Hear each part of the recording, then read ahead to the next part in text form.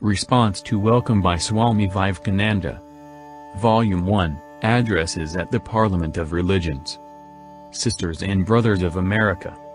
It fills my heart with joy unspeakable to rise in response to the warm and cordial welcome which you have given us.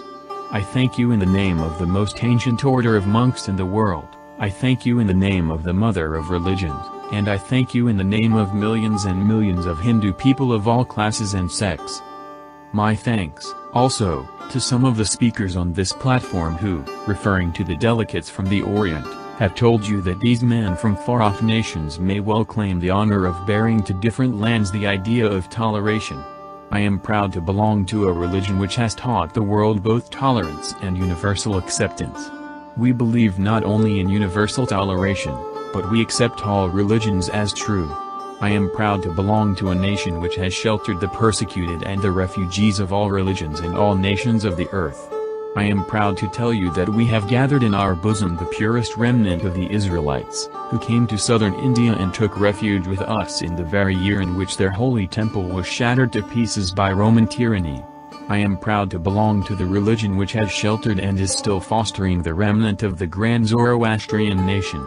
I will quote to you, brethren, a few lines from a hymn which I remember to have repeated from my earliest boyhood, which is every day repeated by millions of human beings, as the different streams having their sources in different places all mingle their water in the sea, so, O Lord, the different paths which men take through different tendencies, various though they appear, crooked or straight, all lead to Thee.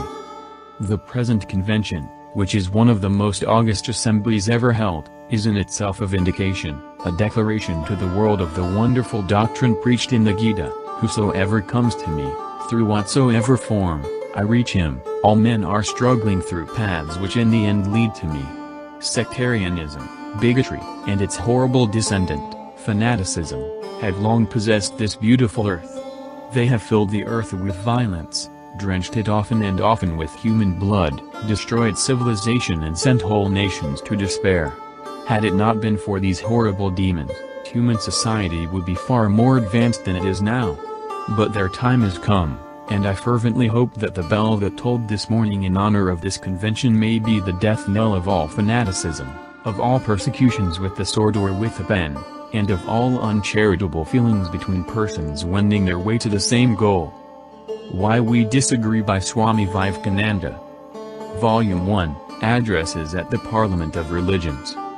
I will tell you a little story.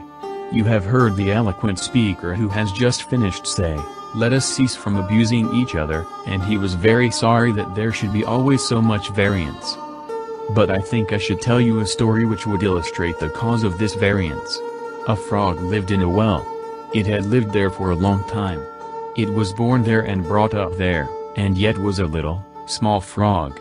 Of course the evolutionists were not there then to tell us whether the frog lost its size or not, but, for our story's sake, we must take it for granted that it had its eyes, and that it every day cleansed the water of all the worms and bacilli that lived in it with an energy that would do credit to our modern bacteriologists.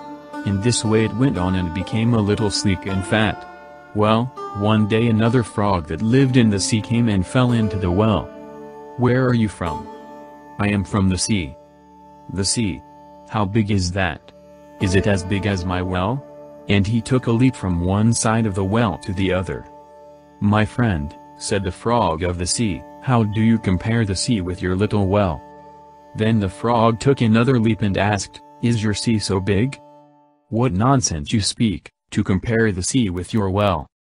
"Well, then," said the frog of the well, "nothing can be bigger than my well, there can be nothing bigger than this fellow is a liar, so turn him out." That has been the difficulty all the while. I am a Hindu. I am sitting in my own little well and thinking that the whole world is my little well. The Christian sits in his little well and thinks the whole world is his well. The Mohammedan sits in his little well and thinks that is the whole world. I have to thank you of America for the great attempt you are making to break down the barriers of this little world of ours, and hope that, in the future, the Lord will help you to accomplish your purpose.